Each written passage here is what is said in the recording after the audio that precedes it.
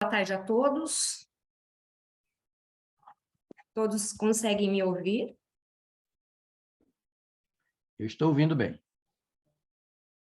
Boa tarde a todos. É uma satisfação para a subseção OAB Itajaí contar com a presença de todos os participantes e de dois ilustres conferencistas. Esta tarde, conto com duas conferências magnas, a primeira pela ministra Carmen Lúcia e a segunda que será proferida pelo ex-ministro Carlos Aires Brito.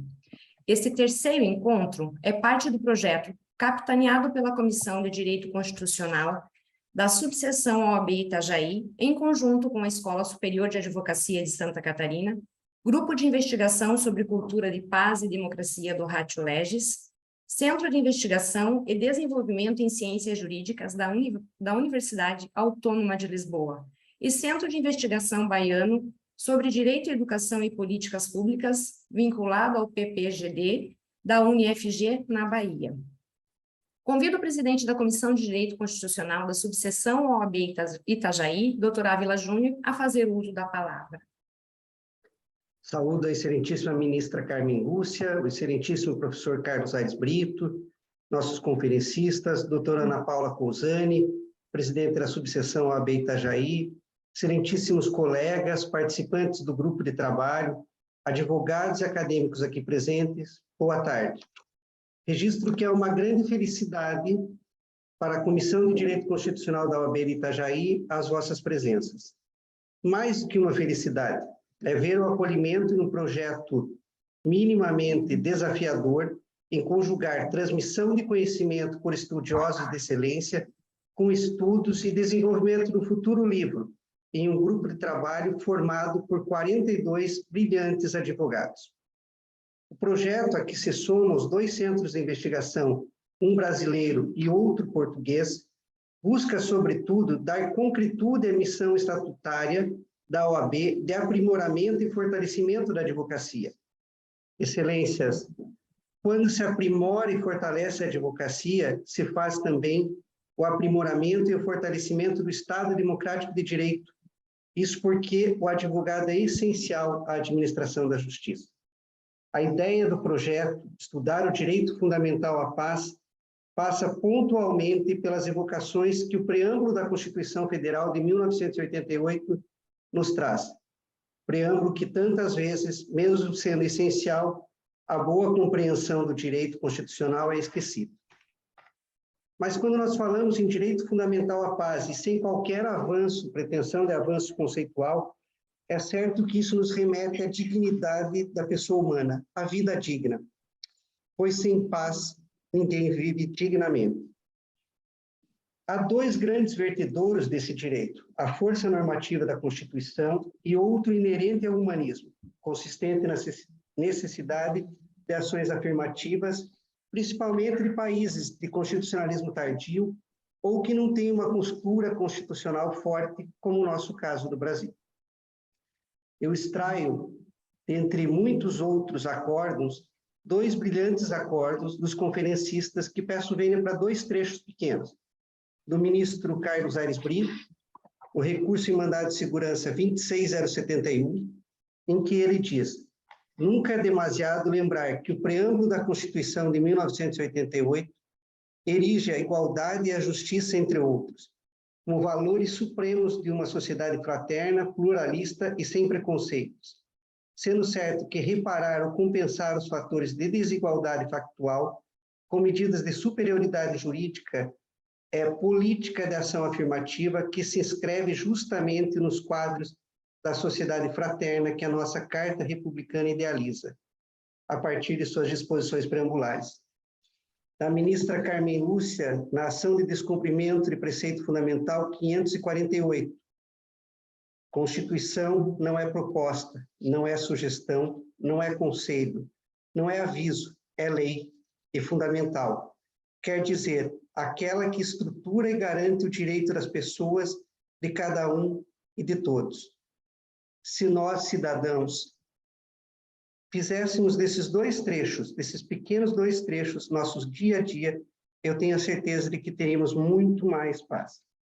Eu agradeço à ministra Carmen Lúcia, ao professor Aires Brito, em nome da Comissão de Direito Constitucional, à disposição de Vossas Excelências partilharem conosco nessa tarde sabedoria e contribuírem ao aprimoramento da advocacia. Muito obrigado.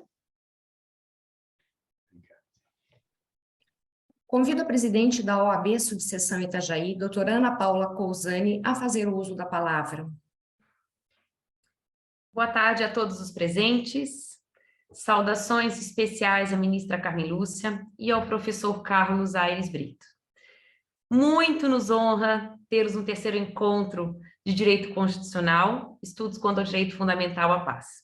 Estamos muito felizes, doutora Ávila, por ainda que virtualmente ter a subseção da OAB de Itajaí como mentora de tal projeto. Antecipadamente, agradeço ao senhor por tão bem conduzir a Comissão de Direito Constitucional e pela organização do evento. Devo também enaltecer que, em meio aos conteúdos de ordem prática que precisamos ofertar aos nossos advogados, como forma de contribuir ao aprimoramento profissional dos colegas, falar da paz é extremamente importante e pertinente, sobretudo quando as relações entre as pessoas estão tão fragilizadas, impulsivas e violentas. E não me refiro ao embate da violência entre os cidadãos das ruas. Eu faço referência à agressividade no esporte, nas relações entre prestadores de serviços e clientes, na falta de respeito na condução de publicações na internet, na disseminação do ódio com as minorias sociais. Quanta intolerância, e aí nos questionamos, o que é que falta nessas pessoas? Eu tenho convicção que as pessoas que estão aqui hoje não estão para me ouvir falar. E assim como eu, devem estar ansiosos para receber o conteúdo desses conferencistas maravilhosos e experientes, e eu estou certíssima que muito contribuirão com todos. Muito, muito obrigada e devolvo a palavra à cerimonialista. Dando sequência aos trabalhos, convido a excelentíssima ministra Carmen Lúcia a proferir sua conferência. É ministra do Supremo Tribunal Federal, tendo sido presidente desta Corte e do Conselho Nacional de Justiça de 2016 a 2018, exerceu também os cargos de ministra e presidente do Tribunal Superior Eleitoral, professora titular de Direito Constitucional na Pontifícia Universidade Católica de Minas Gerais. Tens a palavra, ministra. Obrigada, Jussara. Boa tarde a todos. Doutor Luiz Carlos Ávila, presidente da Comissão de Estudos Constitucionais, doutora Ana Paula Cousani, presidente da subseção da OAB de Itajaí, todos os senhores que participem deste evento, meu abraço mais que especial a este queridíssimo amigo e grande mestre, que é o ministro de sempre, Carlos Aires Brito. Muito obrigada por essa oportunidade, doutora Ana Paula, para estar, ainda que brevemente, como disse, e de antemão, me desculpando, justifico o fato de não poder permanecer, porque estamos em sessão do plenário e apenas no intervalo dele, esta razão pela qual não continuarei depois da fala. Muito obrigada também pela oportunidade de poder ter uma reunião na qual se conversa sobre o direito fundamental à paz. No mundo de tantas guerras e principalmente de tanta ausência de paz, não é apenas a guerra decretada, declarada, que faz com que a gente tenha necessariamente o respeito à paz. A guerra é apenas o momento mais duro, mais violento, formalmente mais denso da ausência de paz. Mas a paz é muito mais do que isso, para além disso, e precisa de acontecer na vida de todos. Eu queria, portanto, fazer as minhas breves observações em 3 itens. Primeiro, o direito fundamental à paz, qualificando o que é este direito fundamental. Em segundo lugar, o direito à paz no plano internacional, que é o que mais cuida deste tema. E, em terceiro lugar, observar brevemente alguma nota sobre o direito à paz social, a gente diria, nos termos que o doutor Luiz Carlos Ávila lembrou do preâmbulo mesmo da Constituição. Embora não tenha força normativa, tem o sentido de direcionamento interpretativo a ser dado às normas constitucionais, ao enunciado que nos diz a que se propôs o Congresso Constituinte, ou a Assembleia Constituinte, como ele se põe, exatamente para que cada um tenha a efetividade jurídica e social dos princípios constitucionalmente estabelecidos para uma convivência em paz, de todos com todos. Então, eu queria iniciar pelo que o próprio encontro diz, o direito fundamental à paz. O professor Paulo Bonavides punha a paz como um direito fundamental de quinta geração ou de quinta dimensão. Ninguém vive com o outro se não for para a segurança de ter paz, no sentido mesmo, de ausência de violências que, de alguma forma, impeçam ou dificultem o atendimento à dignidade humana. Mas é preciso que se tenha claro em que consiste um direito fundamental, porque como o direito constitucional foi se criando, se reinventando, se recriando na formulação de direitos que foram se completando numa dimensão inicial individual, numa dimensão social, no chamado de terceira dimensão, dos direitos coletivos, do direito à democracia, como de quarta dimensão, e o direito à paz, qualificada, e apenas para citar esse grande constitucionalista brasileiro, que é o professor Paulo Bonavides, ainda que agora já numa passagem não física neste mundo, mas esta qualificação de direito fundamental significa que é ele o fundamento de todos os outros direitos. O direito fundamental nesse sentido de ser fundante do Estado e fundamental para a vida das pessoas. Se a paz é, como o direito constitucional hoje consagra, direito fundamental, é preciso que a gente tenha em vista que a sua não eficácia, a sua não produção de efeitos, acomete a convivência democrática, compromete a convivência democrática, porque os direitos que dão fundamento à dignidade humana estão na base de toda compreensão, interpretação e aplicação do direito. Então, não é vazio de significado qualificar algo como direito fundamental. Diferente disso, a qualificação, a adjetivação como direito fundamental de um determinado conteúdo significa que isso se incorpora em algo que compõe o patrimônio de bens jurídicos essenciais de cada um de nós. Daí porque nós temos de considerar a paz, dizendo o que é esta paz como direito fundamental. Se a gente toma a Constituição brasileira, em cujo preâmbulo já se refere ao Estado democrático, e especialmente no artigo 1º, a República Federativa do Brasil, formada pela União Indissolúvel do Estado, Distrito Federal e Municípios, constitui-se em Estado democrático de direito, não há possibilidade de cogitar de democracia com a ausência de paz. Porque se o governo é um governo do povo e a Constituição democraticamente estabelece que o pluralismo é princípio fundamental desta democracia, desta República Federativa Democrática, não há como se desqualificar ou não se qualificar como fundamental também a paz entre as pessoas, entre os, eu diria, viventes, atuais, e até mesmo em solidariedade entre gerações futuras deste espaço chamado Brasil, ou qualquer que seja o Estado sobre o qual se refira na conversa. Eu tenho para mim que a paz para o direito há de ser considerada como aquela condição de equilíbrio no movimento sociodemocrático dos povos.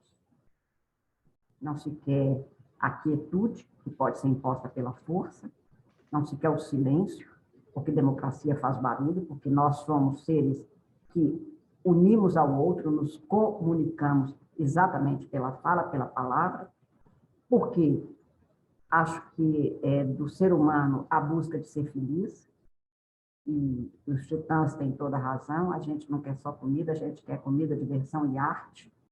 Portanto, nós queremos cantorias, nós queremos poemas, nós queremos literatura, nós queremos música, muita música, nós queremos o barulho que nos equilibra no movimento dinâmico histórico do ser humano. Para que isso aconteça com a diversidade, a pluralidade humana, a política se faz considerando que há formas de a gente viver pacificamente com o outro. Pode ser igual, todos somos na nossa condição digna de ser humano, mas que somos plurais na nossa condição única da identidade de cada qual.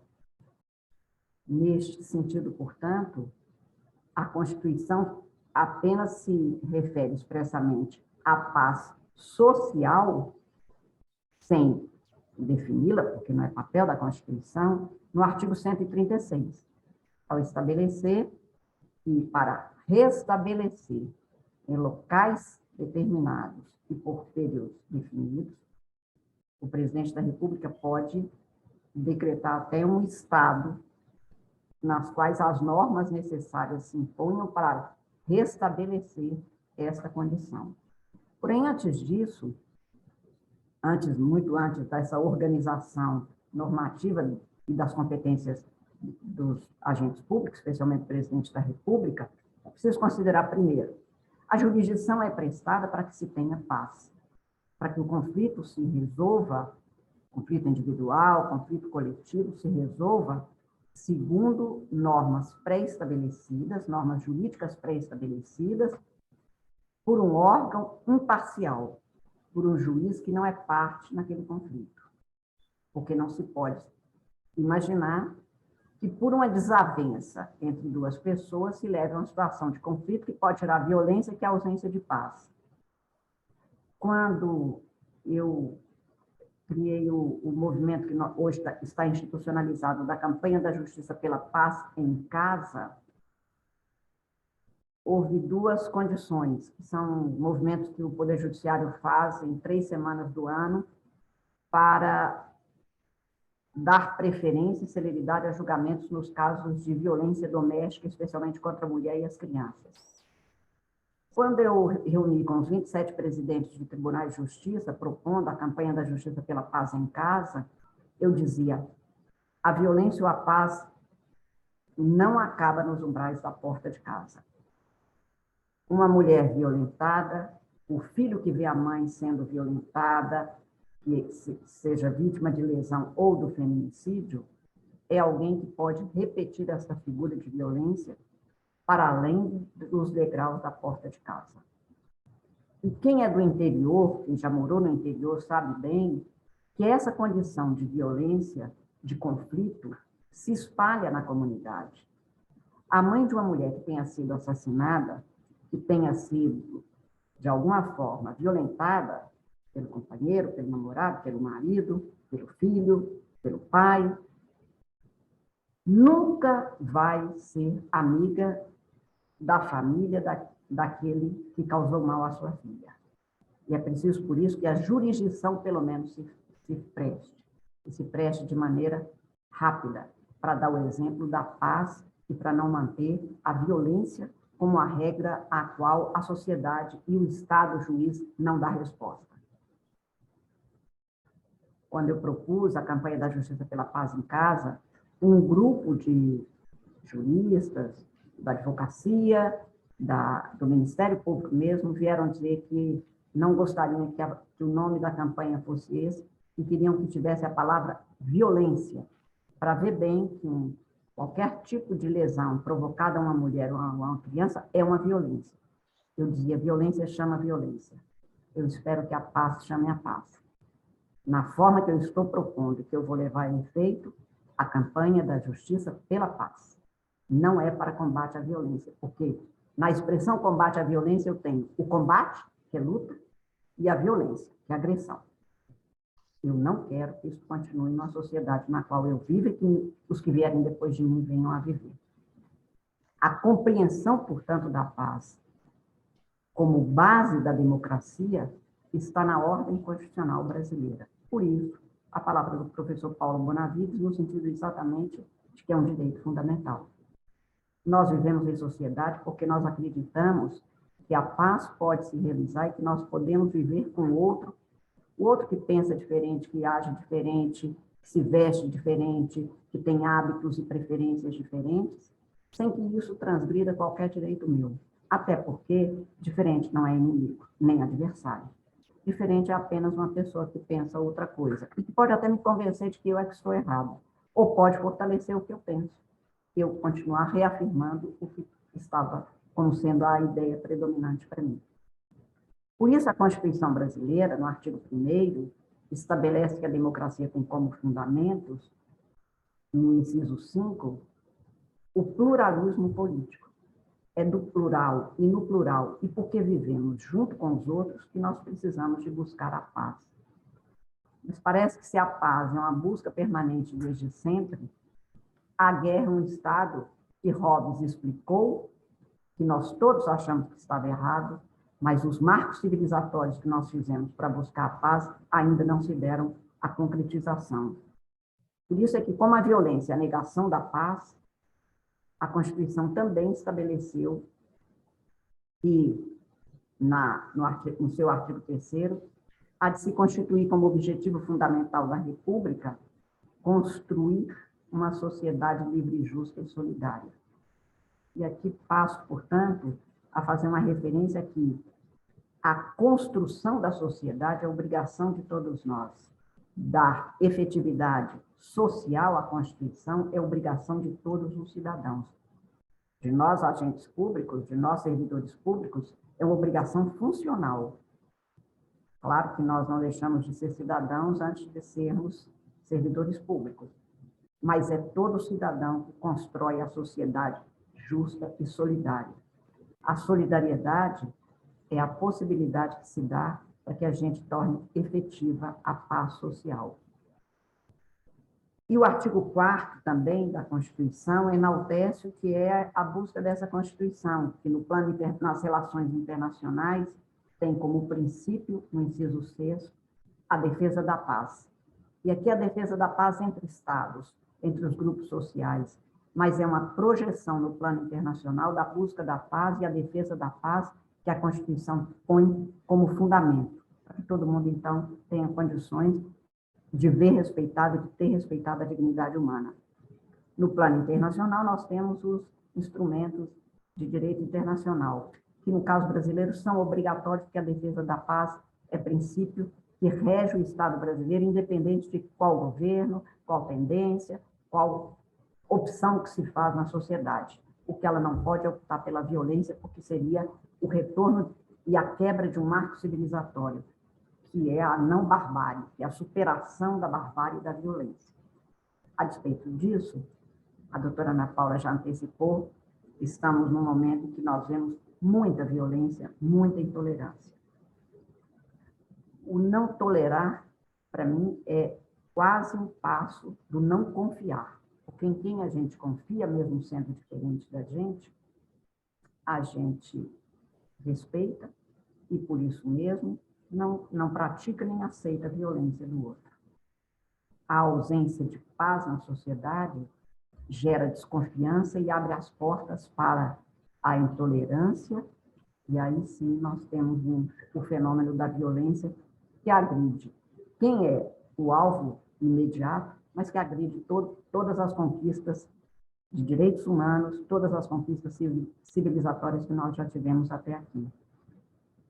Eu poderia dizer que na nossa ilusão humana, ou na nossa necessidade humana, também um pouco ilusória, de ter segurança pessoal, que a gente nunca tem, porque a vida é um risco permanente, ou como diria Guimarães Rosa, viver é muito perigoso, nós acabamos construindo os instrumentos de paz para ter alguma previsibilidade, isso que eu chamei como sendo o equilíbrio no movimento. Nós queremos viver de tal maneira que o mínimo de segurança a gente tenha pela possibilidade de acreditar que nós somos capazes de ter paz com o outro. Paz em casa, paz na rua, paz no trabalho, como a ausência de um Estado em que todos digladiam contra todos. Isso seria um retorno ao Estado hobbesiano, que é exatamente o que nós não queremos.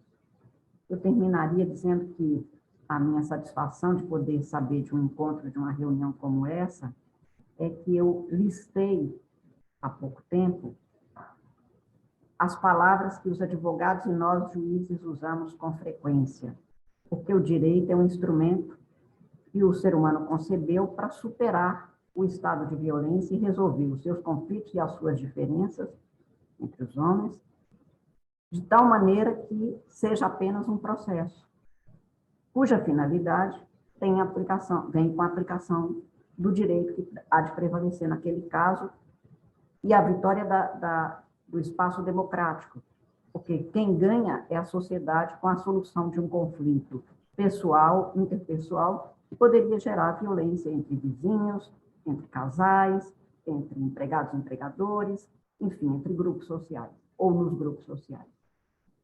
Entretanto, se a gente for levantar as palavras que nós, brasileiros, e estou falando apenas para fechar este ponto, usamos como advogados ou como juízes, é muito preocupante como nós não superamos a ideia de uma guerra particular entre as partes.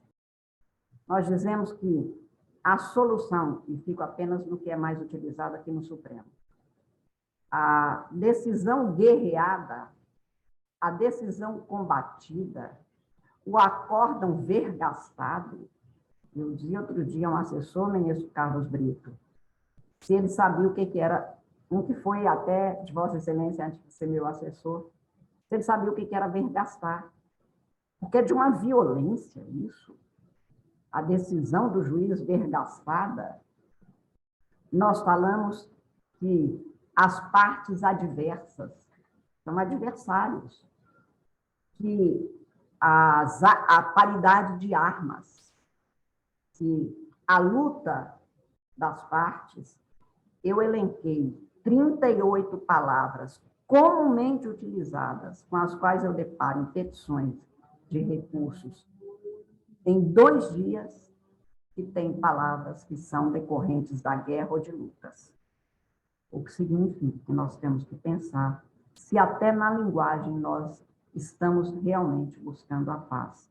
E digo isso apenas na área jurídica, que é uma área na qual a paz é o nosso objetivo. Nos meus 30 anos de advocacia, eu sempre adorei ter ótimos advogados do outro lado, como sendo defensor da outra parte. Quanto mais confiável, quanto melhor, quanto mais sábio o advogado com o qual eu vou utilizar outra palavra que é muito facilmente usada, a contenda, muito melhor, porque nós podemos confiar, nós podemos saber que nenhum dos dois quer lutar, nem quer guerrear, nós queremos que haja uma solução correta e justa nos termos juridicamente postos. Eu, mais uma vez, quero dizer que toda a estrutura constitucional é feita para que o ser humano tenha uma condição de vida pacífica, com os que são iguais na sua forma de pensar e que são diferentes também, principalmente, porque é muito fácil conviver com os iguais em pequenos nichos. Mas não é difícil. A pluralidade é rica e é boa, mas há que se abrirem as portas do coração e da mente para poder viver em paz, porque sempre haverá os diferentes, muito melhores às vezes do que a gente, pensando de tal forma que nós não acreditamos que sejam melhor. Não são nem melhores nem piores, são apenas diferentes, como é próprio da pluralidade humana. Eu não vejo dignidade humana se a gente não tiver respeito à solidariedade. E não vejo como a gente manter uma situação de paz social se a gente não garantir a todo mundo o mínimo existencial, porque quem tem fome e, portanto, não tem respeitado a sua dignidade no mínimo, não tem nenhum compromisso com a paz, porque em paz nós não nos preocupamos com eles. Por isso é que é preciso que a gente pense a paz num sentido muito mais amplo, de uma sociedade na qual todos se comprometam com o respeito e a concretização dos direitos fundamentais, a começar garantindo a cada um o que é necessário para que ele possa se ver respeitado na sua dignidade pessoal, material, social e jurídica. Entretanto, o direito não tem nenhuma utilidade se não for para garantir a paz. Sem a paz não há justiça, mas sem justiça não há paz. Mais uma vez eu quero agradecer a todos aos que me convidaram e a todos os que estão aqui, pedir desculpas pela minha saída, porque já teve 2 avisos aqui de que o presidente Supremo me chama no plenário outra vez, e agradecer por essa oportunidade. Muito obrigada a todos.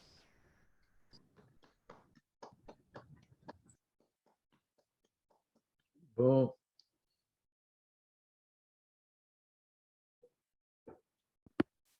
Agradecemos à ministra Carmen Lúcia pela excelente conferência e mais, pelo desprendimento em tamanha transmissão de conhecimento.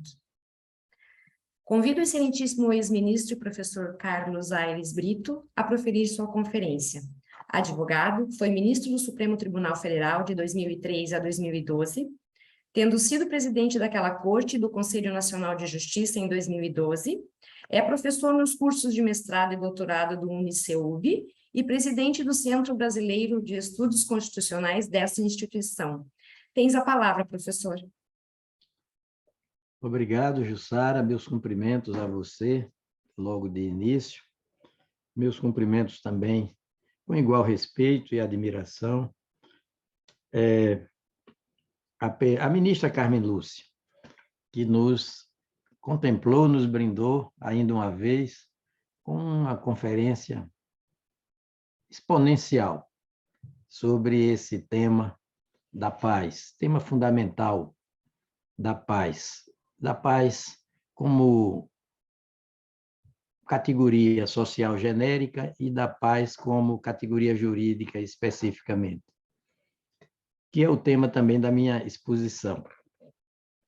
Na mesma toada, no mesmo tom, eu cumprimento o professor Pedro Truvão do Rosário, amigo já para honra de minha parte, de um certo tempo para cá, que é professor e diretor da Universidade Autônoma de Lisboa, um pensador jurídico, um expoente do direito em geral, do direito constitucional em especial, que nos homenageia também com a sua presença neste encontro. Tão bem concebido pela subseção da OAB de Itajaí, sob a segura, lúcida presidência da colega, advogada e professora Ana Paula Cousani, a quem também cumprimento com igual admiração e também bem-querer, viu? E também apreço o bem-querer e a admiração. Finalmente, cumprimento o professor Luiz Carlos Ávila, que é presidente da Comissão de Estudos Constitucionais, exatamente da subcomissão da OAB de Itajaí. Cumprimento ainda, agora por derradeiro, todas as pessoas que nos veem e nos ouvem neste nosso encontro acadêmico. Começo por dizer que a paz é um substantivo, um vocábulo polissêmico ou plurissignificativo, que tem muitas significações. Uma palavra dicionarizada, como sabemos, na nossa língua portuguesa, nos nossos dicionários da língua portuguesa. A paz é entendimento, é acordo, é harmonia, é convergência, é atuação ou visão das coisas harmoniosamente, de forma não conturbada, não conturbada, não antagonizada, muito pelo contrário. Paz é um estado até de espírito, de abertura para o diálogo, para o outro, para o interlocutor. Paz é concórdia, no dicionário da língua portuguesa, nos dicionários.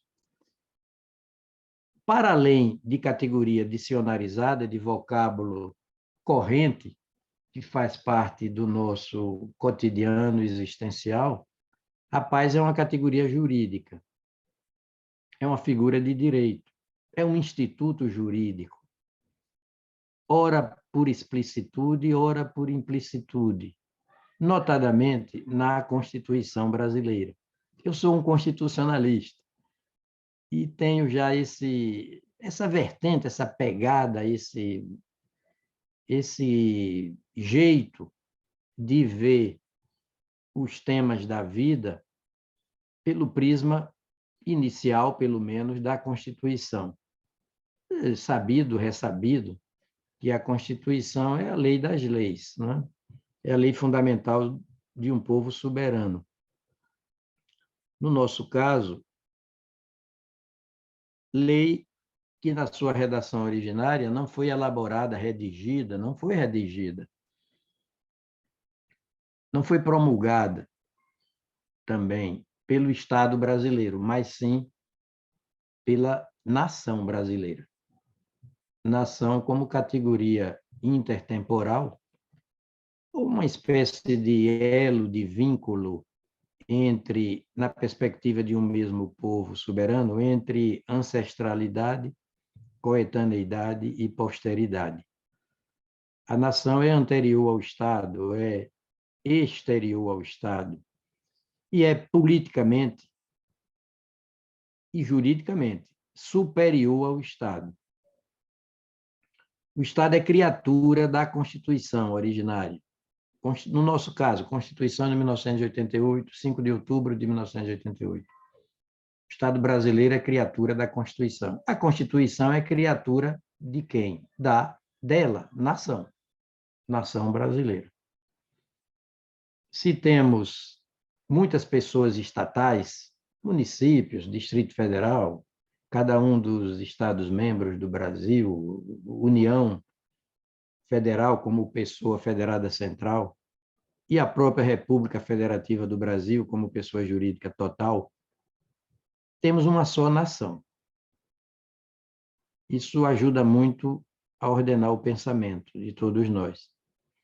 Assim como ajuda muito entender que temos, no Brasil, mais de 120 emendas à Constituição até agora, mais de 14 mil leis, e uma única lei maior, Constituição, portanto. Uma Constituição única, uma nação única. Assim como temos 91 tribunais judiciários, no entanto, um único Supremo Tribunal Federal.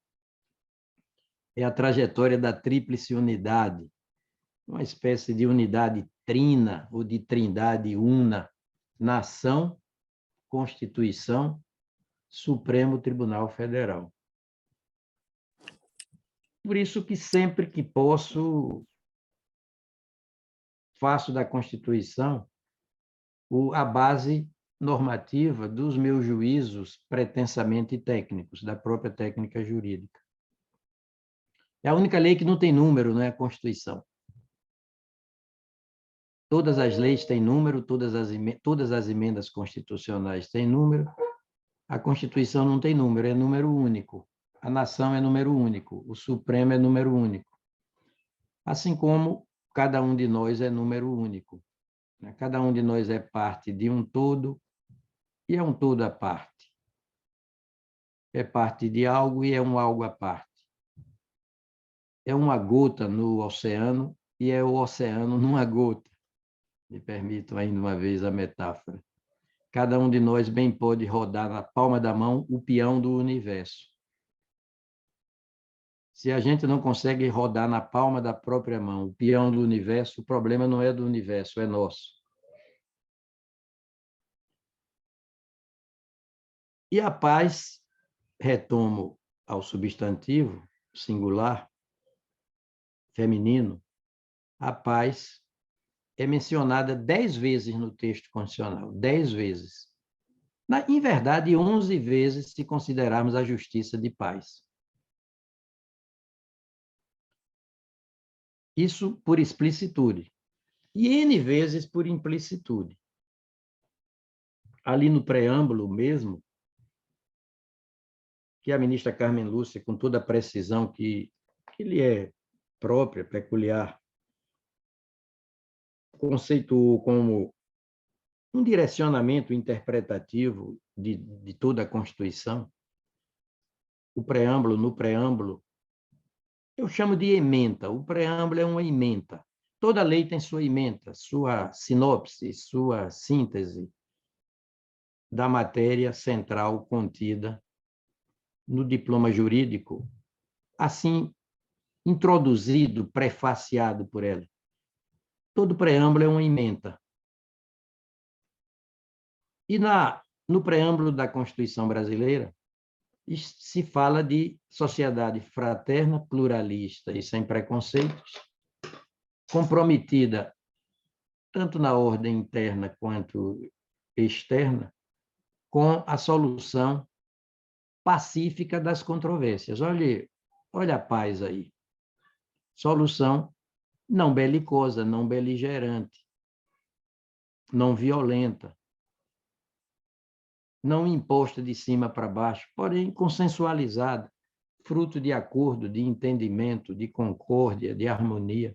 Solução pacífica das controvérsias. No artigo 4º, por exemplo, já no âmbito das relações internacionais do Brasil, está escrito, dentre os princípios desse artigo 4º, princípios, substantivo masculino plural, ou seja, normas jurídicas de superior envergadura, porque veiculadoras, os princípios são assim, de ideais civilizados de vida, ou ideais de vida individual e coletiva, civilizadamente. Vida civilizada, enfim.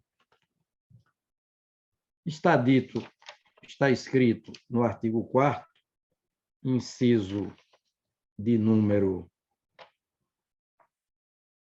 7, inciso 7º, solução pacífica dos conflitos. O que o preâmbulo chama de solução pacífica das controvérsias, o artigo 4º, veiculador de princípios regentes das relações internacionais do Brasil, chama de solução pacífica dos conflitos, esse artigo 4º. No artigo 5º,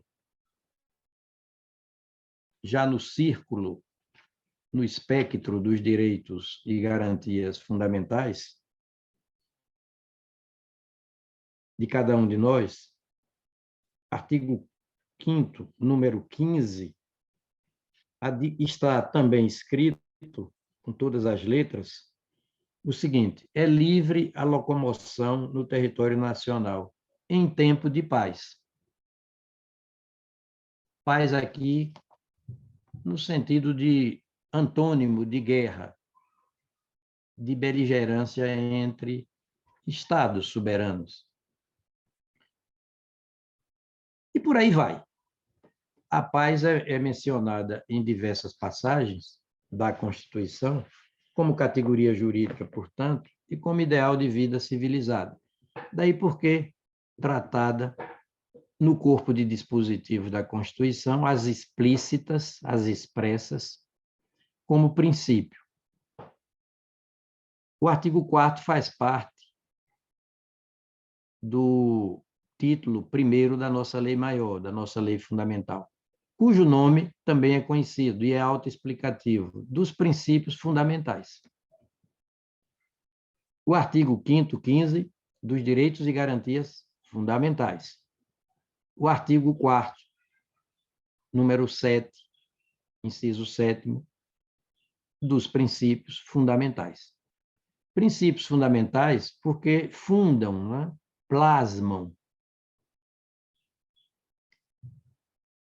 constroem a própria identidade jurídica do Brasil. O Brasil tem uma identidade jurídica plasmada pelos seus princípios fundamentais, que, a seu turno, eles estão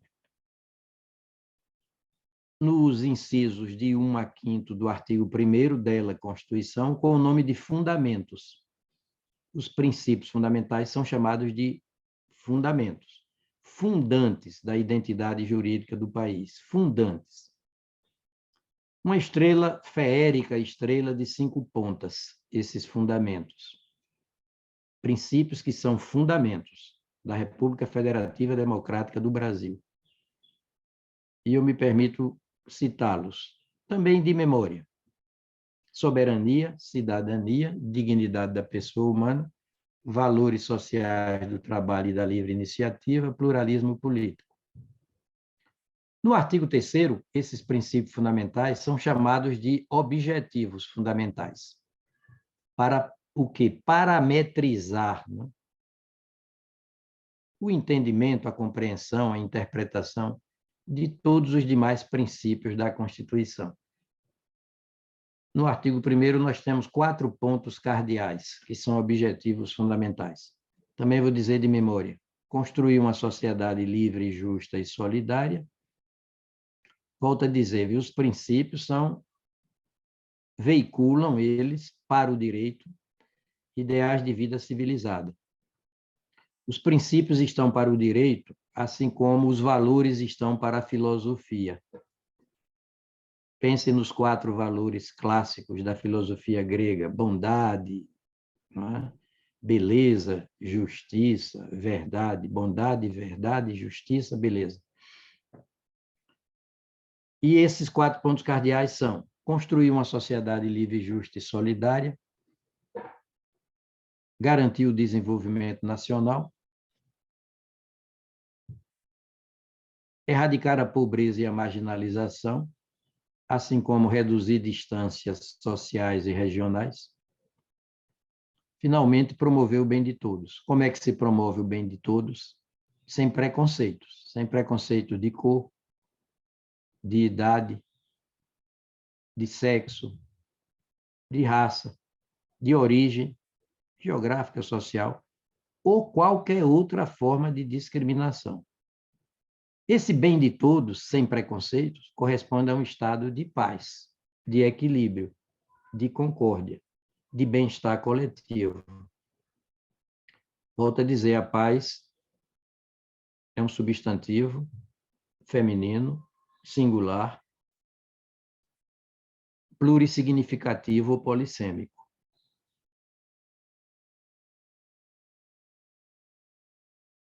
O problema, quando eu recebi o convite,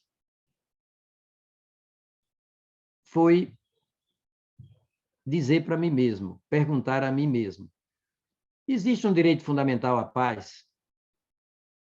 Porque se princípio fundamental, ali no título 1º da Constituição, lastreia, plasma a identidade jurídica do próprio Brasil, do próprio país,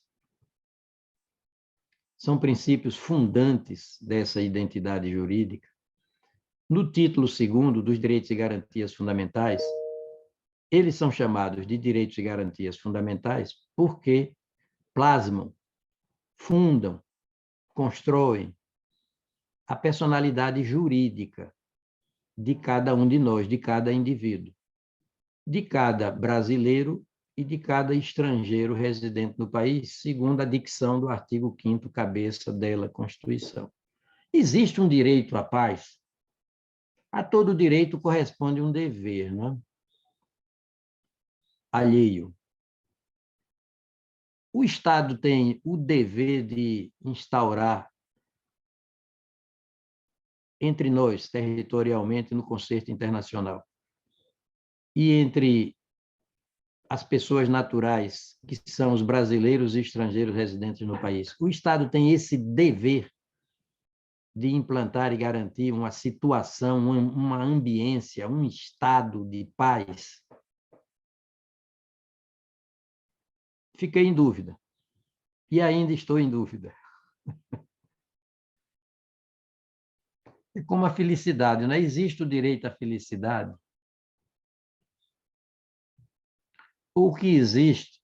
Porque se existir o direito à felicidade, o poder público, o Estado brasileiro, no nosso caso, tem o dever de nos tornar felizes. E parece que não é bem isso. O dever do Estado é de criar condições indutoras de uma situação de felicidade, favorecedoras, propiciadoras do desfrute de uma vida feliz, de realização pessoal, de centralidade individual e de coesão social. Criar condições de centralidade individual e de coesão social, no pressuposto de que do casamento por amor entre centralidade individual e coesão social resulta ou há de resultar um estado de felicidade, também individual, também geral. O artigo 5º cabeça parece que nos ajuda no entendimento do tema. Antes, eu quero dizer o seguinte: ainda no título 1º da Constituição, dos princípios fundamentais, está expresso, artigo 1º cabeça, que a democracia, o Estado democrático, o regime democrático, o Estado democrático de direito, mais especificamente, o Estado democrático de direito, é o princípio dos princípios constitucionais do Brasil. É o princípio continente de que todos os outros princípios são conteúdos. Sejam os princípios em sentido como figuras de direito ou institutos jurídicos, soberania popular, cidadania, dignidade da pessoa humana, pluralismo político, valores sociais do trabalho, da livre iniciativa, enfim, tudo é princípio, conteúdo do princípio continente da democracia. Separação dos poderes, artigo 2º, poder legislativo, poder executivo, poder judiciário, Ministério Público, Forças Armadas, sindicatos, universidades, defensorias públicas, advocacia pública, advocacia privada, liberdade de imprensa, liberdade de iniciativa, tudo é princípio constitucional, num plano já institucional, não como instituto jurídico, institutos jurídicos, porém como instituições jurídicas, organismos, estruturas coletivas de direito.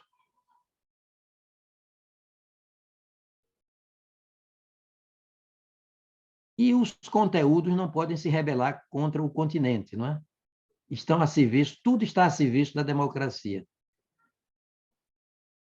A separação dos poderes, por exemplo, por ilustração, artigo 2º, são 3 os poderes da União, independentes e harmônicos entre si, e vem uma ordem tão lógica quanto cronológica, o legislativo, o executivo e o judiciário, independentes e harmônicos entre si, repito, reitero, isso já nos introduz ou reintroduz no tema da paz. Porque paz é harmonia, paz é concórdia, paz é entendimento, paz é acordo. E diz, são 3 os poderes da União, independentes e harmônicos. A harmonia, portanto, é princípio regente, ao lado da independência, do convívio, do relacionamento entre os 3 poderes. Desde que cada qual deles se situe no seu quadrado normativo, falemos assim, há de se esperar um estado de paz, de harmonia, de entendimento, de concórdia. É o Estado, é a Constituição a criar, portanto, no âmbito da separação dos poderes, pelo modo como fez essa divisão, condições para uma ambiência, um estado, uma situação de paz, porque a harmonia é paz. Mas na prática não é bem assim. Os poderes do Estado se desentendem, entram em rota de colisão. Embora a Constituição dê uma resposta, não é? Prévia, lógica. Ela diz assim, que são 3 os poderes do Estado, segundo uma ordem lógica e cronológica. E isso é cláusula pétrea. Essa ordem lógica e cronológica, essa ordem é elemento conceitual da separação dos poderes. Não há separação dos poderes, senão segundo essa ordem lógica e cronológica de atuação.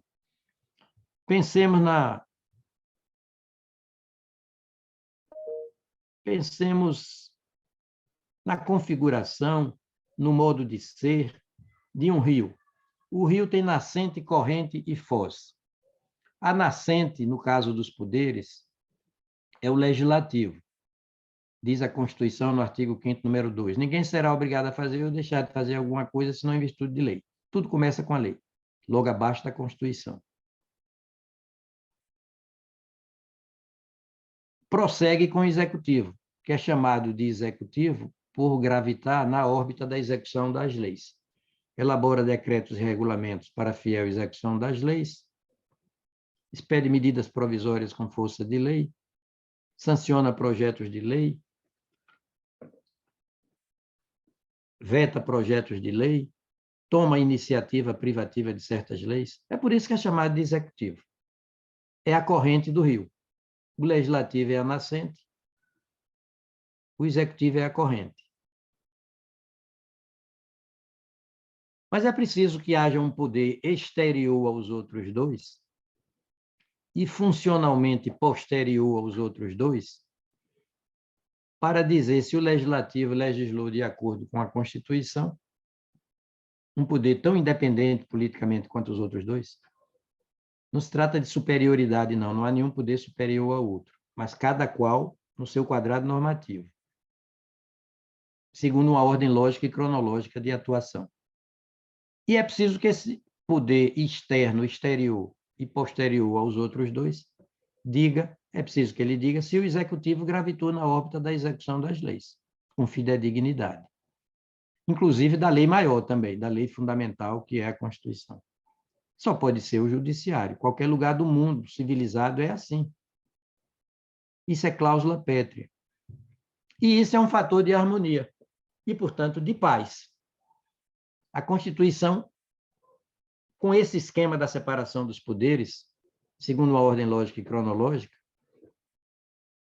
cria condições de paz, de harmonia, de concórdia entre os poderes. É como a felicidade. Ninguém tem direito à felicidade para exigir do Estado. O Estado não tem o dever de tornar ninguém feliz. Vamos para o artigo 5º, cabeça, para entender melhor as coisas. Todos são iguais perante a lei, sem distinção de qualquer natureza, garantindo-se aos brasileiros e aos estrangeiros residentes no país a inviolabilidade dos direitos concernentes. Vida, em primeiro lugar, a vida. Vida biopsíquica, anímica. Estamos falando do indivíduo, da pessoa natural. Vida. Mas não basta isso. Vida, liberdade, igualdade, segurança, propriedade, nos seguintes termos, e vem 79 dispositivos. Então, como interpretar isso na perspectiva da paz? Vida em condições de liberdade. Vida em condições de igualdade. Vida em condições de segurança. Vida em condições de propriedade. Porque essas condições criam situações, ambiências propiciadoras, favorecedoras de equilíbrio, de paz, de harmonia, de concórdia. Talvez não haja um direito fundamental à paz. O direito fundamental é igualzinho ao da felicidade. É do desfrute de condições indutoras, facilitadoras da paz. Tal e qual a felicidade. No mais, a Constituição cuida da paz como oposto de guerra, viu? De estado de beligerância. É da competência da União, não é disso, no âmbito das relações internacionais do Brasil, não é? Legislar sobre paz, sobre, diz a Constituição mais especificamente. Eu fiz um levantamento, diz assim: compete à União declarar a guerra e celebrar a paz. Artigo 21, número 2. Artigo 49, é da competência exclusiva do Congresso Nacional Autorizar o presidente da República a declarar a guerra e celebrar a paz. Artigo 84. Compete privativamente ao presidente da República celebrar a paz. A paz a ter por antônimo uma situação de guerra, de estado de beligerância entre países. Artigo 91, e por aí vai. Compete ao Conselho de Defesa Nacional opinar nas hipóteses de declaração de guerra e de celebração da paz nos termos desta Constituição. Eu termino, portanto, agradecendo pela honra dessa oportunidade de falar para todos e deixar essa pergunta no ar. Professor Pedro Truvão do Rosário, o senhor que é um filósofo, é um justo filósofo, há de se lembrar que em Sócrates era mais importante perguntar do que responder. Se atualizássemos o pensamento de Sócrates, diríamos assim: sábio não é quem responde por último, é quem pergunta primeiro. E não raro, o que nos cabe é instigar o debate, né? É provocar, é estimular,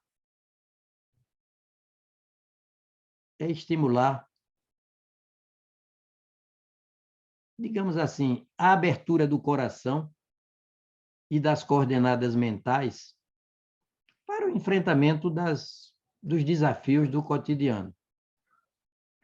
Derramamento de bilis não combina com produção de neurônios, né, professor? E as nossas, eu digo por mim que sou o mais velho de todos aqui, disparadamente, as nossas rugas aumentam para que as nossas rusgas diminuam. E a beligerância nos prejudica e prejudica tudo e todos. Não é, a beligerância não é civilizada. O nosso diálogo deve ser sempre respeitoso, reverente,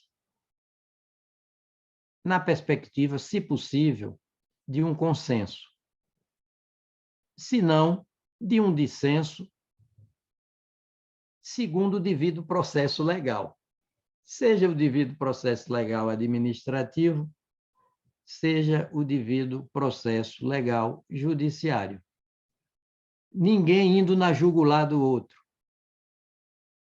Ninguém estripando o adversário. E assim, nos marcos da constitucionalidade, sobretudo, temos condições objetivas do desfrute de uma situação de paz. Porque um eventual dissenso de opiniões, de entendimento, de interpretação jurídica, não chega a caracterizar uma guerra, uma beligerância.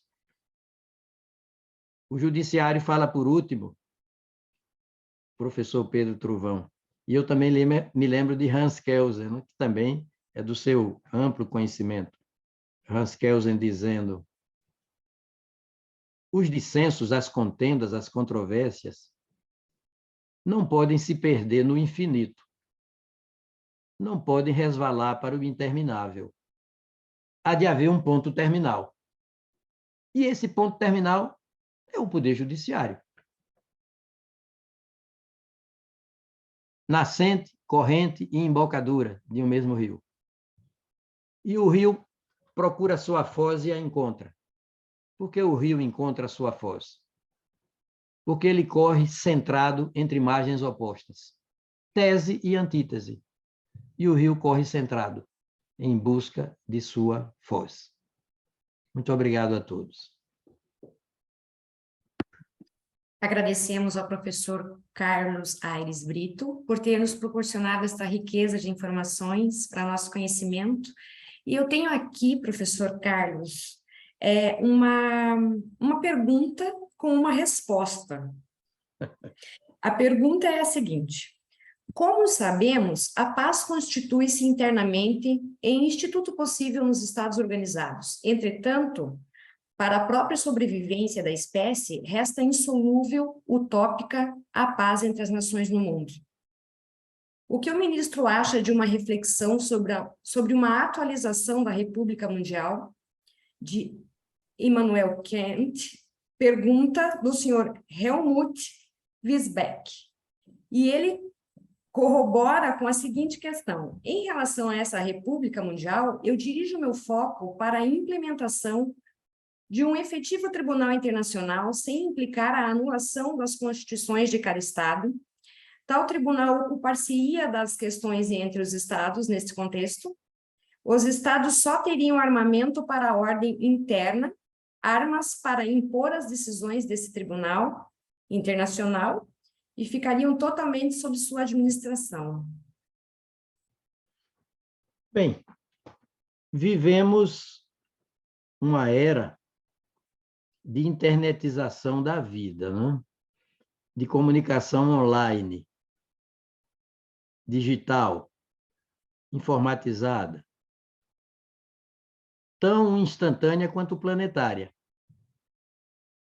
Tão instantânea quanto planetária. A globalização chegou de vez. Ninguém vive, nenhum povo vive insuladamente, isoladamente. E assim como se dá no mundo todo, no mundo inteiro civilizado, o fenômeno da constitucionalização do direito, a lei das leis, a Constituição, a conter, a resumir os principais princípios das outras disciplinas jurídicas, dos outros ramos do direito. Aqui no Brasil, então, né, a nossa Constituição é ricamente, copiosamente principiológica e materialmente expandida como poucas constituições. E o professor Pedro Trovão sabe que uma das inspirações da nossa Constituição foi a gloriosa Constituição Portuguesa, de 1976, não é isso, professor? Isso. Assim como ocorreu no segundo pós-guerra, o fenômeno da constitucionalização de todo o direito, ou seja, o direito que a nação fez para o Estado prepondera sobre o direito que o Estado faz para a sociedade civil. Porque quando a sociedade civil, reunida em Assembleia Nacional Constituinte, experimenta o salto quântico, o salto qualitativo para o estado de nação, é ela, a sociedade civil, com o nome de nação, que legisla para o Estado. A Constituição é feita para o Estado, não é feita pelo Estado. Mas o Estado fica autorizado a, no segundo momento, legislar para a sociedade civil. Então, esse direito que a sociedade civil fez para o Estado há de preponderar sobre o direito que o Estado faz cotidianamente para a sociedade civil. É o fenômeno da constitucionalização do direito. Isso formalmente. A Constituição é a lei das leis. É a lei que mais se faz presente nas outras leis. É a lei que mais reconduz a ela todas as outras leis do Estado. Ela é fonte, é imã e é bússola, tudo ao mesmo tempo. Isso formalmente. Substantivamente, como o princípio dos princípios da Constituição é a democracia, vão me permitir uma metáfora meio, digamos, poética. Eu confesso, eu sou poeta e é difícil para mim fugir das metáforas. A menina dos olhos da Constituição é a democracia. É o princípio dos princípios. Então, a democracia, substantivamente, é o princípio que mais se faz presente nos outros princípios, que só podem ser interpretados à luz dela, a democracia. É o princípio que mais reconduz a ela, a democracia, os outros princípios. Fenômeno da constitucionalização do direito. Está ocorrendo agora um outro fenômeno, da internacionalização do direito, por efeito da internet. Da internacionalização do direito. E a nossa Constituição diz isso, né? Contém 7 princípios regentes de nossas relações internacionais e, como se fosse pouco, diz assim, após listar 79 direitos e garantias fundamentais que fundam a personalidade jurídica de cada um de nós. Não há a personalidade da gente de um lado e esses direitos e garantias fundamentais do outro. Não. Tudo é um, holisticamente, sistemicamente, é um todo pró-indivíduo. Sem os direitos e garantias apropriadamente chamados de fundamentais, porque fundantes da personalidade jurídica de cada um de nós, essa personalidade jurídica se esboroaria, se dissiparia, seria varrida do mapa. Então, a Constituição, depois de listar 79 direitos e garantias fundamentais, direitos ou garantias fundamentais, diz assim, parágrafo 1º, as normas definidoras dos direitos e garantias fundamentais têm aplicação imediata, são auto-aplicáveis. A Constituição apostou todas as suas fichas, digamos assim, na sua própria força normativa. Porque se não houver uma norma regulamentadora, a Constituição apresta para os indivíduos e cidadãos também o mandado de injunção e a ação direta de inconstitucionalidade por omissão. Que Constituição providencial a nossa. Parágrafo 2º. Os direitos e garantias expressos nesta Constituição não excluem outros decorrentes do regime, que é o regime democrático, dos princípios por ela adotados, que são conteúdos do regime, do princípio continente da democracia, ou dos tratados internacionais de que a República Federativa do Brasil faça parte. Chamamos os tratados para o âmbito dos direitos e garantias fundamentais, fundantes da nossa personalidade. Mas não é tudo. Olha o fenômeno da internacionalização do direito.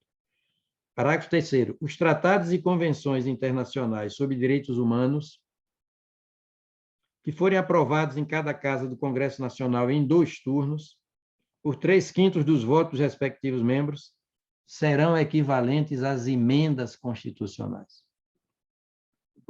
Não é tudo. Parágrafo 4º.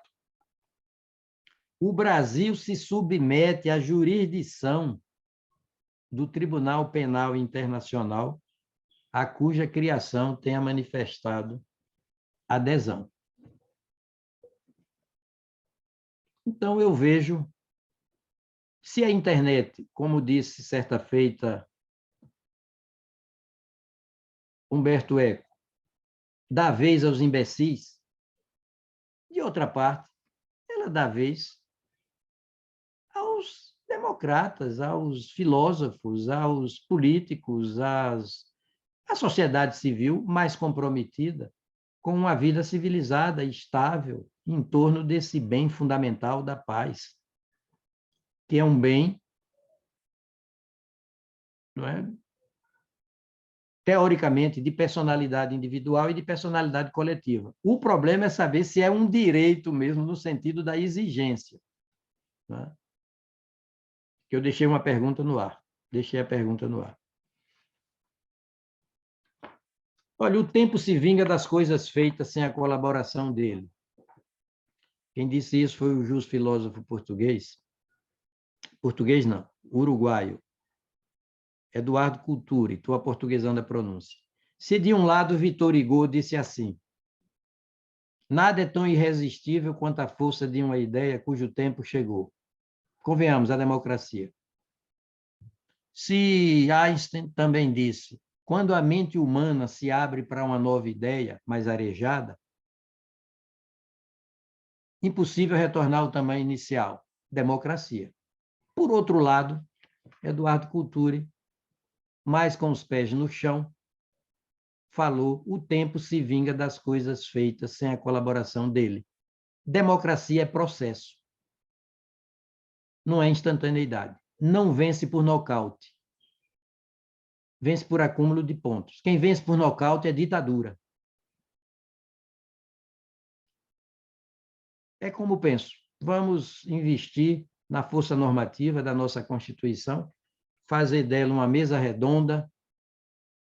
O perigo mora ao lado, toda essa crise multitudinária, mas a solução mora ao lado também, a Constituição.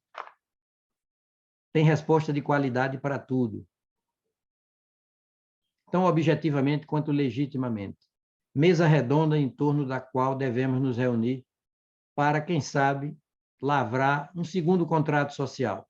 O primeiro contrato social, russonianamente falando, a elaboração da Constituição. E agora, 34 anos depois, um segundo contrato social, a efetividade da Constituição. Torná-la um corpo vivo, parte do nosso cotidiano. Olho e pálpebra com todos nós. Obrigado.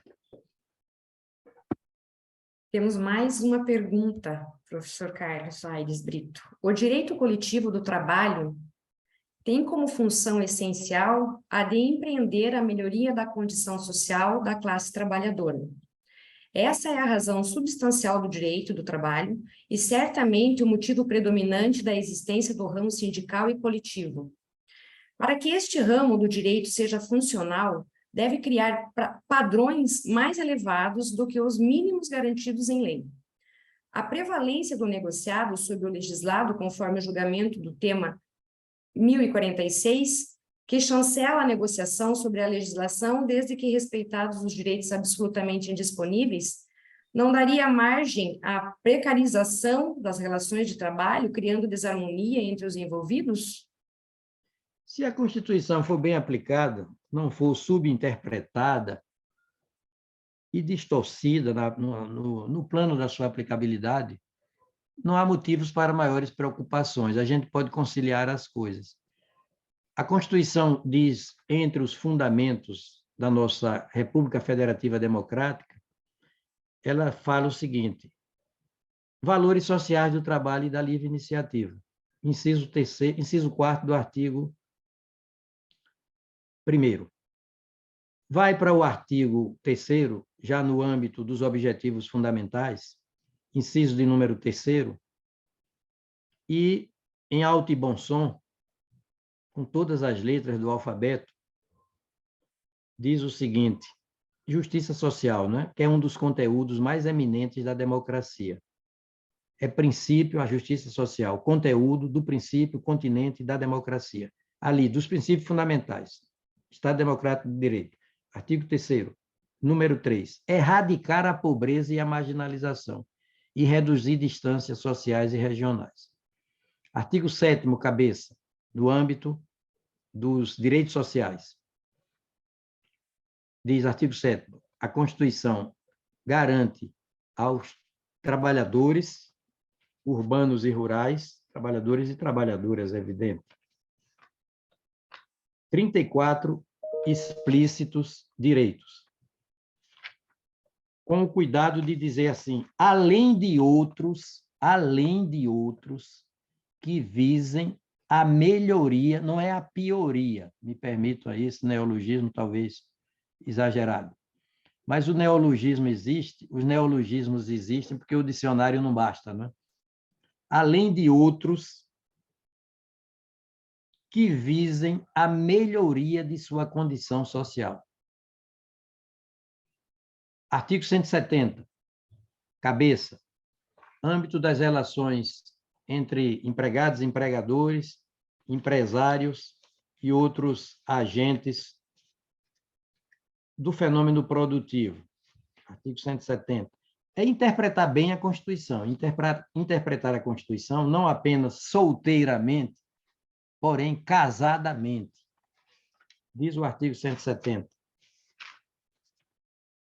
Também pelo modo mais didático e claro possível.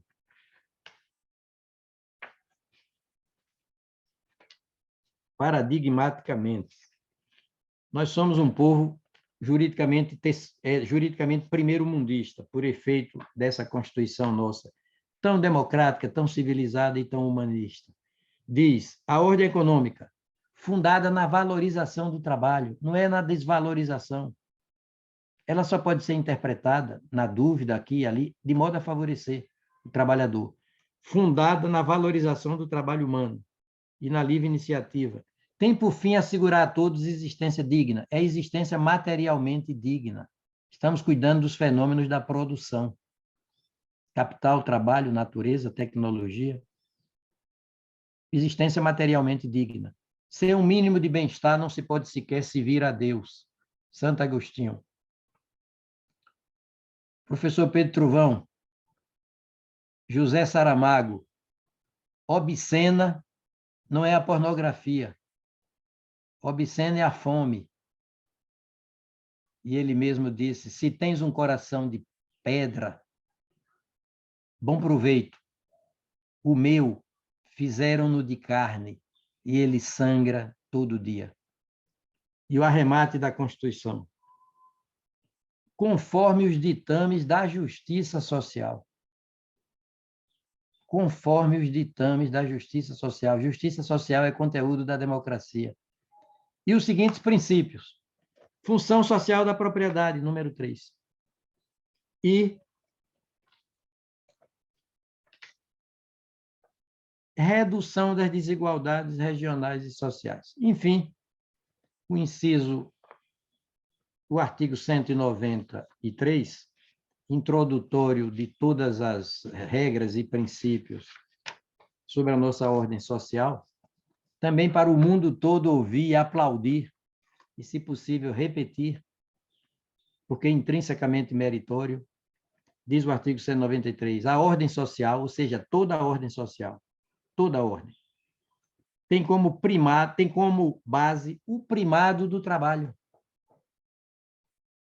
a precedência do trabalho, a primazia do trabalho. E como objetivo, o bem-estar e a justiça sociais. Então, se essa Constituição for bem interpretada, epistemologicamente observada, não temos o que temer. O problema não é a eficácia da Constituição, o problema é a efetividade da Constituição. O nosso desafio é fazer da melhor normatividade constitucional a melhor experiência de vida. É como penso. Muito obrigada, professor. Agradeço as perguntas, então, do senhor Helmut Lisbeck e da doutora Patrícia Romero. Caminhando ao encerramento, convido o professor Pedro Trovão do Rosário, coordenador do Grupo de Investigação do Ratio Legis, para que faça suas considerações. Professor Pedro é coordenador do Grupo de Investigação sobre Cultura de Paz e Democracia do Ratio Legis, doutorado em Direito Constitucional, professor em cursos de graduação, mestrado e doutorado em universidades portuguesas, espanholas e brasileiras, é diretor do Departamento de Direito da Universidade Autônoma de Lisboa. Tens a palavra, professor Pedro. Muito obrigado. Começo necessariamente por cumprimentar e permitam uma expressão que eu faço com sentimento de honra, todos os colegas presentes, uma palavra necessariamente à senhora doutora Ana Paula Colzani e em si cumprimento todas as senhoras e senhores advogados de Itajaí e de Santa Catarina e da Ordem dos Advogados Brasileira, Sr. Presidente da Comissão de Direito Constitucional, o estimado colega e amigo Dr. Luís Carlos Ávila Júnior, doutora Jussara Ribas Ávila, que de uma forma tão, como sempre, tão atenta conduziu estes nossos trabalhos, e cumprimentar assim todos os colegas, porque para além das funções académicas há uma que me apraz sempre registar: sou um orgulhoso advogado, ou seja, e um advogado que já há uns anos exerce de forma militante, ou seja, sou advogado de barra, para além das funções académicas. Barra significa o advogado que vai a tribunal e aqui defende as causas. Pelo menos tento defendê-las o melhor que posso e que sei. Necessariamente uma palavra muito especial, é uma pessoa por quem tenho uma enorme consideração intelectual e um carinho muito especial. Professor, essencialmente um professor e ministro, o senhor professor Dr. Carlos Aires de Brito, que muito prezo e é sempre um enorme gosto ouvi-lo. Será com certeza mais uma entre tantas próximas vezes que o ouvirei, e seguramente sempre com o mesmo deleite. Tenho aqui um compromisso, o Dr. Ávila Júnior Eu estou aqui num computador portátil, eu estou curvo em cima de um computador portátil porque há alguém, que eu não vou dizer quem, aqui bloqueou o acesso num outro computador, mas então, para vos dizer que nesta circunstância em que estou assim, e peço desculpa por isso, estar assim a falar mais em cima do ecrã, que não é agradável para ninguém, mas ainda para mais disse-me que eu tenho 5 minutos para falar e pedindo-me, como habitualmente, para eu falar de uma forma mais pausada, por causa da minha pronúncia e para ser mais fácil para quem me ouve. Ora, aqui se torna um compromisso um pouco complicado, que é darem-me só 5 minutos a alguém que gosta de falar e de usar da palavra e depois dizer, olha, fala pausadamente e tem 5 minutos. De onde pouco mais poderia dizer do que boa noite, foi um prazer ouvir-vos, mas não consigo. Mas não consigo porque ouvi a senhora ministra Carmen Lúcia, com necessário gosto e cuidado, não está em causa, e aqui destaco fundamentalmente 3 pontos. E são os mesmos de valorização do indivíduo, valorização da diversidade e valorização da Constituição. São 3 elementos fundamentais da exposição da senhora ministra Carmen Lúcia. E este é um elemento que nós não podemos esquecer, porque é um elemento que é comum às diversas civilizações. Civilizações que valorizem, que assentem num princípio o da dignidade da pessoa humana. E dessa dignidade da pessoa humana sairá depois a possibilidade do fortalecimento, de se alimentar aquilo que são as democracias. Valorizando-se a pessoa humana, a dignidade da pessoa humana, uma democracia plural, onde se ouçam as pessoas, onde as pessoas possam participar efetivamente, onde não são apenas chamadas de 4 em 4 ou de 5 em 5 anos, mas que participem vivamente, e participem não só nessa sociedade secundária que é o Estado, mas também nas sociedades primárias, como é o caso das ordens dos advogados, nas associações públicas profissionais, é tal um fenómeno democrático extraordinariamente rico e plural. Ora, nesta perspectiva, ouvi, com certeza e com todo o deleite e todo o cuidado, a senhora ministra Carmen Lúcia. Um professor doutor, alguém que é ministro, porque continua a ser um ministro com referência por todo aquilo que deixou no Supremo Tribunal Federal, nunca se fechou uma porta, a porta ficou e a luz lá ficou também acesa, que nos permite, através da sua poesia, voar sem perdermos o contacto com a linha do horizonte. E são palavras que digo de uma forma particularmente sentida, porquanto tantas vezes nós vemos nos juristas a crítica, ou sentimos, ou lhes é dirigida a crítica de alguém que se atém a questões tanto tão somente formais ou essencialmente formais, questões tanto muitas vezes menos criativas, imaginativas, de desenvolvimento humano. Há alguém que nos consegue trazer a poesia para o direito sem perder a linha do horizonte, porque tantas vezes também essa é uma crítica deixada aos poetas, que é perderem tão facilmente o contacto com a realidade, é de facto uma oportunidade fantástica. Ainda para mais, quando nos trazem aqui para debatermos um tema que é tão caro hoje ao mundo, que é o tema da paz e da cultura de paz, que é efetivamente um dever de cada um de nós, mas se colocarmos num plano externo e no plano interno, os Estados têm também algo a dizer. No início desta pandemia, que ainda não passou, e parece que passou, mas não passou, a certa altura, falando com alguns amigos e colegas do Brasil, alguns inclusive aqui presentes, a certa altura lembrávamos o seguinte: quantos portugueses ao longo do século XX, e particularmente no início do século XX, fugiram para o Brasil, porque era uma crise resultante de uma Primeira Guerra Mundial, porque era uma crise resultante da pneumónica.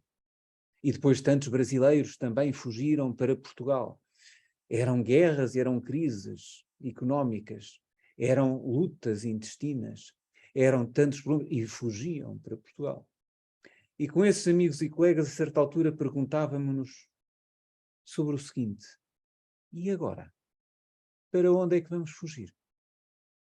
Fosse uma situação de pandemia, porque a pandemia é global, seja uma situação de guerra, porque hoje, em África, a fome agravou-se, porque os cereais da Ucrânia não saem da Ucrânia como saíam da Ucrânia. E esta é uma questão que não se limita à utilização de uma certa noção do mundo global. Esse mundo global, ou como nós, latinos, diríamos mais, um mundo mundial, não é? Não é tanto pelo global, anglófilo, mas mais por uma perspectiva de mundialização, nós percebermos que, precisamente, era de África que vinham para a Europa aqueles que fugiam da guerra, da mesma guerra, que é a mesma palavra terrível que era conhecida, e da fome que hoje se agrava. Ora, a temática da cultura de paz, a temática da cultura de paz leva-nos então a percebermos a valorização deste direito, ou da sua condição, do seu estatuto de direito fundamental. E aquilo que devemos perceber é, pelas Nações Unidas, pela cultura crescente num plano mundial, aquilo que nós conseguimos trazer para as novas sociedades e para novas formas de atuação, inclusive que aqui são colocadas. E se gostei imenso das intervenções dos dois oradores, não deixei também aqui de gostar particularmente de uma questão que foi colocada, que me leva para um tema, que é o tema da Constituição Mundial. Não há tempo, porque, enfim, eu não quero esgotar os meus 5 minutos, estou aqui religiosamente a querer respeitar os meus 5 minutos, conforme já se percebeu, mas aquilo que hoje nós devemos colocar é a importância da defesa dos direitos, liberdades e garantias. E se facilmente se concebeu um Tribunal Penal Internacional punitivo, que aplica sanções a alguém que, por um critério, inclusive, contrário às diversas constituições que proíbem a prisão perpétua, constituições que proíbem sanções que nos estatutos do Tribunal Penal Internacional estão previstos como sendo aplicáveis sob a jurisdição desse tribunal, se nós aceitamos essas medidas e essa perspectiva securitária, porque não poderemos nós aceitar a evolução para um direito internacional efetivo, logo constitucional, onde se desenvolvam e acautelem, tutelem esses direitos, liberdades e garantias. Será tema, com certeza, para mais tempo do que estes meus 5 minutos, e, em conclusão, dizer-vos o seguinte: não consigo conceber um melhor evento para se discutir sobre a cultura de paz, sobre a sua relação com os direitos, liberdades e garantias dos indivíduos, dos cidadãos, do que o seja um evento organizado por centros de investigação, com a Ordem dos Advogados e com a presença, desde logo, do Sr. Professor e Ministro Carlos Aires Brito. Muito obrigado pela oportunidade, saúdo-vos por toda esta circunstância. Foi, de facto, uma oportunidade inolvidável que fica, durante muito tempo, mais do que uma meta, claramente, na minha ótica, como uma semente que fica para a reflexão de todos. Muito obrigado pela vossa atenção. Muito obrigada, professor Pedro, pelas suas considerações. Encerrada a conferência e os debates, confiro novamente a palavra à doutora Ana Paula Cousani para suas considerações finais.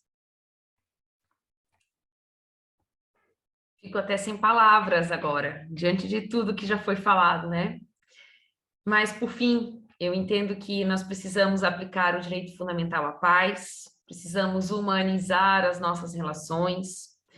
Nos momentos em que nós nos permitimos essas escutas, nós também abrimos, né, as nossas consciências E eu me pergunto em que momento em que nós nos perdemos a ponto de ter que discutir tanto sobre paz e ter que pedir paz.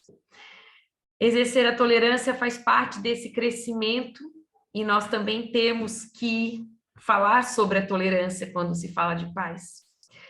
Eu fico também na reflexão que quando o Estado ele tem obrigações expressas, essas obrigações do Estado elas são exigíveis, mas até essas exigências elas precisam ser exercidas de forma pacífica. A própria autotutela tem limites. E um dos limites da autotutela diz respeito à verificação de restrição a direito do outro. Cuidar com o outro também é importante. E disso tudo eu tiro, pelo menos eu tiro, né, uma lição de hoje, que o respeito, a tolerância e a paz, elas formam um trinômio indissolúvel. E esse trinômio, ele é extremamente necessário para que nós tenhamos uma convivência democrática. Então, mais uma vez, eu enalteço a nossa alegria, a nossa satisfação de sediar essa conferência, ter essa oportunidade de tê-los aqui com a gente, conosco, e agradeço professor Carlos, professor Pedro, e também a doutora Carmen, pela presença e desprendimento de vocês. Gratidão. Obrigada, Jussara. Obrigada, doutora. Em nome da Comissão de Direito Constitucional da OAB Subseção Itajaí, eu agradeço a presença de todos e desejo um excelente fim de tarde e um ótimo descanso. Muito obrigada.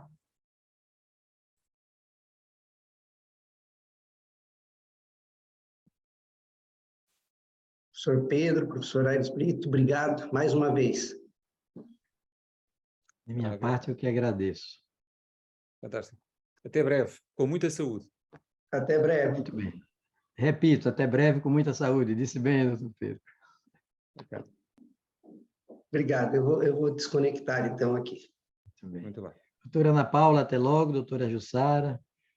Doutor Luiz Carlos. Obrigado, professor. Doutor Pedro, espero revê-lo na primeira oportunidade, viu, doutor Pedro? Muito bem.